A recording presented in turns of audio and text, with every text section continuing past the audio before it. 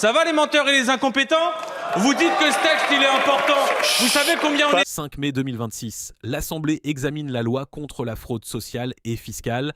Et là, le député insoumis Louis Boyard monte au créneau et traite l'hémicycle tout entier de menteurs et d'incompétents. J'ai suivi ce texte depuis le début. Vous savez d'où est-ce qu'il vient? C'était Le Cornu qui nous disait que ça devait rapporter 20 milliards. Maintenant, vous nous dites que ça va rapporter combien? 2,3 milliards. Le HCFIP, il a estimé que ce texte, vous savez combien est-ce qu'il va rapporter? 1 milliard. Ça va les menteurs et les incompétents? Vous dites que ce texte, il est important. Vous savez combien on était à l'Assemblée pour l'étudier? On était 30 pour étudier un texte qui est censé être d'importance. À la CMP, c'est les députés, les sénateurs qui, dans une petite salle, à huis clos, se sont réunis pour aller taper les précaires. Parce que ce texte ne sert qu'à ça, qu'à taper les précaires. Les mutuelles vont avoir accès à des données qui sont censées être sous secret médical. Vous allez avoir des fuites de données de masse. Des personnes vont voir leurs allocations suspendues sur simple suspicion de fraude. Les délais de réponse à la MDPH vont être étendus. Et tout ça pourquoi? Pour 1 milliard que vous n'êtes même pas certain de récupérer. On vous a posé des questions pendant ce débat. Vous avez les 2 tiers qui concernent la fraude sociale, 1 tiers qui concerne la fraude fiscale, alors que la fraude fiscale, c'est 100 fois plus. On vous a demandé combien ça va rapporter sur la fraude fiscale, combien ça va rapporter sur la fraude sociale. Vous avez été incapable de nous répondre. Donc oui, je le redis, ça va comment, les menteurs et les incompétents? La vérité, c'est qu'on a passé un mois à débattre d'un texte déconnecté de la réalité des Français, alors que ce qu'ils veulent, c'est pas qu'on aille taper des gens qui touchent 400 à 600 euros par mois, mais qu'on s'en prenne aux pétroliers qui font 400 à 600 millions d'euros par jour. Ce débat est une fuite de vos responsabilités par rapport à la réalité populaire. Alors vos leçons de morale, vous voulez ranger. Si vous voulez ramener de l'argent dans les caisses de l'État, il faut augmenter les moyens de la DGFIP pour lutter contre la fraude fiscale. Et sur ça, vous pourrez compter sur nous une fois que Jean-Luc Mélenchon aura été élu président de la 6ème République. Merci. Je vous rappelle pour le groupe Droite Républicaine, la parole à M. Thibault Bazin. Merci Monsieur le Président, Madame et Messieurs les ministres, Monsieur le rapporteur, Monsieur le Président de la Commission, mes chers collègues. Alors, encore une motion de rejet des Insoumis. Alors, on est habitué à vos propos irrespectueux, on est habitué à vos raisonnements caricaturaux. Mais là, sur un texte de lutte contre les fraudes, vous ne manquez pas de culot.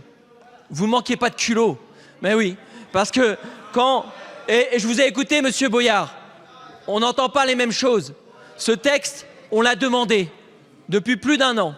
Et le groupe de la droite républicaine est fier qu'on l'examine enfin. C'est un texte attendu par les Français. Madame Feld a parlé de déconnexion. Ben là, oui, les Insoumis sont clairement déconnectés des attentes des Français, qui croient et qui sont attachés à leur modèle de protection sociale. Et qui dit modèle de protection sociale dit un pacte républicain où on a des droits et des devoirs.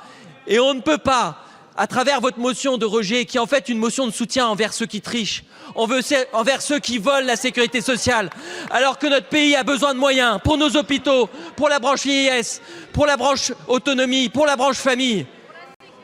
Aujourd'hui, la réalité, c'est qu'en fait, à travers votre motion de rejet, vous rejetez des mesures pour mieux détecter les fraudes. Vous rejetez des mesures pour mieux sanctionner les fraudes. Vous rejetez des mesures pour mieux recouvrer ce qui a pu être détecté. Et ça, ce n'est pas acceptable. Vous nous faites une opération de diversion en nous parlant de la vie privée. Mais en réalité, nous qui avons suivi les débats, tout a été travaillé, les mesures ont été vraiment ciblées de manière à ce qu'on soit respectueux du droit de chacun. Alors, ne trompez pas les Français avec vos propos. La réalité du texte, c'est qu'il s'agit de mieux lutter contre les fraudes. Et la vérité, c'est que vous ne voulez pas lutter contre les fraudeurs. Et ça, c'est la vérité. Alors, votre motion de rejet, nous nous y opposerons avec force parce que c'est l'avenir de notre système de protection sociale qui est en jeu. Merci, monsieur. La parole à Madame Sophie Taillé-Polian. Merci Monsieur le Président, Mesdames et Messieurs les ministres, chers collègues. Alors oui, nous y sommes au terme d'un parcours législatif sans surprise, mais sans beaucoup de monde dans l'hémicycle non plus. Le texte qui nous revient de la commission mixte paritaire confirme nos pires craintes. Il n'est pas un projet de loi contre la fraude, mais un projet de loi contre les pauvres. Pourquoi voter cette motion de rejet préalable? Parce que ce texte est entaché d'une insincérité politique majeure. D'un côté, un silence assourdissant sur la grande fraude fiscale. Environ 80 milliards d'euros échappent chaque année à l'impôt par des montages complexes des paradis fiscaux. Et que fait ce texte? Rien ou presque. Pas de chiffrage sérieux, pas de moyens d'enquête supplémentaires à la hauteur du pillage qu'il réalise et de la casse de nos services publics qu'il justifie. Les quelques éléments que nous avions arrachés dans l'hémicycle, notamment la suppression de la CJIP pour la fraude fiscale, ont bien sûr été balayés dans le huis clos de la CMP. Les fraudeurs fiscaux pourront toujours négocier, ils peuvent frauder tranquille. Les assurés sociaux, eux, ne pourront pas compter sur la bienveillance de la puissance publique. Car ce projet de loi aggrave la traque des allocataires. Pour 0,3% de fraude aux allocations chômage et 0,01% pour les retraites, vous déployez un arsenal de surveillance digne des pires dystopies. Nous attendons d'ailleurs les retours du Conseil constitutionnel à ce sujet. Ce texte valide et aggrave des pratiques déjà tellement violentes pour nombre de bénéficiaires. Le profilage algorithmique de la CAF qui cible les mères isolées et les ménages précaires en les transformant en suspects statistiques par défaut. L'intrusion numérique massive avec l'accès aux données bancaires sans juge, faisant fi de la jurisprudence européenne et du respect de la vie privée.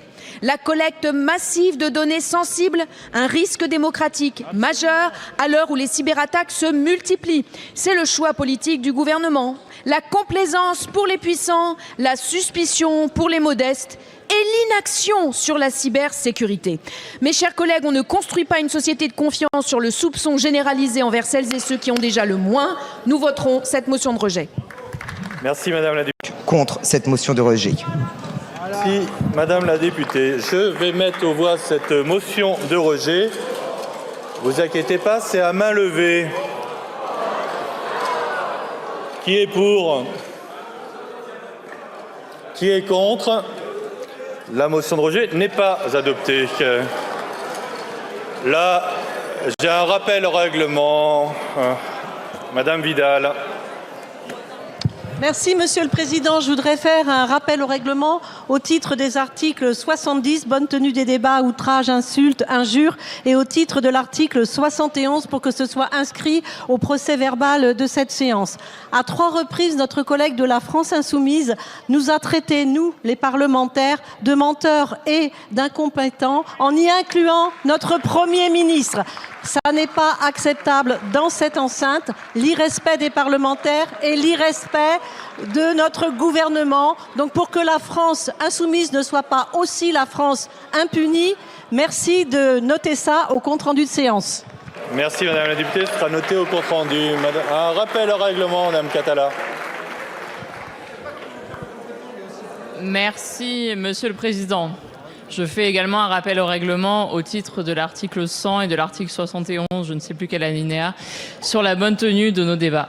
Dis donc, collègues, vous êtes de plus en plus sensibles, parce que si vous êtes outrés par menteurs et incompétents, si nous faisions la liste de ce que vous êtes, il y aurait des rappels au règlement sans cesse dans cet hémicycle.